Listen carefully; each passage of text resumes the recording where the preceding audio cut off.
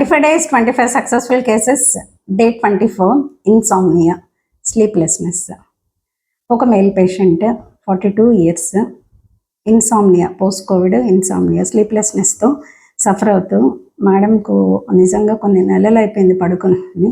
Almost ఈ problem చాలా సంవత్సరాల నుంచి ఫేస్ చేస్తున్నాను. ఒక సెడేటివ్కి అలవాటు పడడం వల్ల అది వేస్తే కొన్ని గంటలు మాత్రం నిద్ర పడుతుంది. దానివల్ల పక్క రోజు అంతా కూడా హెడేక్గా ఉండడము, ఏ పని చేయలేకపోవడము, చాలా లెథార్జిక్గా, చాలా వీక్గా. సో ఆ మెడిసిన్ కొన్ని సంవత్సరాలు వాడడం వల్ల సడన్ సైడ్ ఎఫెక్ట్స్ రావడము, కొన్ని రకాల ఇబ్బందులు ఎదుర్కొంటున్నట్టు. హోమియోపతిలో దీనికి ఏదైనా పర్మనెంట్ సొల్యూషన్ దొరుకుతుందా అని నా దగ్గరికి లాస్ట్ ఇయర్ రావడం జరిగింది. సో ఎంత చేసినా, ఏం చేసినా, ఎంత తిన్నా కూడాను రాత్రి కంటి నిండా నిద్రపోవడం అనేది నిజంగా భగవంతుడి ఇచ్చే వరం.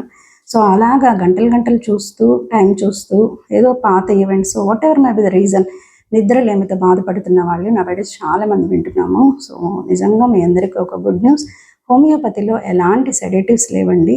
సో ఏదైతే సమస్య ఉందో, ఎందుకు స్లీప్ సెంటర్ అనేది వీళ్ళకి సరిగా పనిచేయట్లేదు, ప్రతిదీ కూడాను బ్రెయిన్లోనే యాక్టివేట్ అవుతుంది. మన బయలాజికల్ యాక్టివిటీస్తో పాటు స్లీప్ అనేది కూడాను.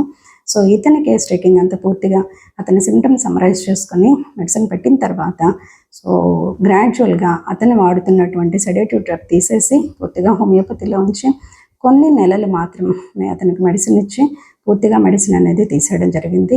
హీస్ కంప్లీట్గా హ్యాపీగా పడుకుంటున్నాను.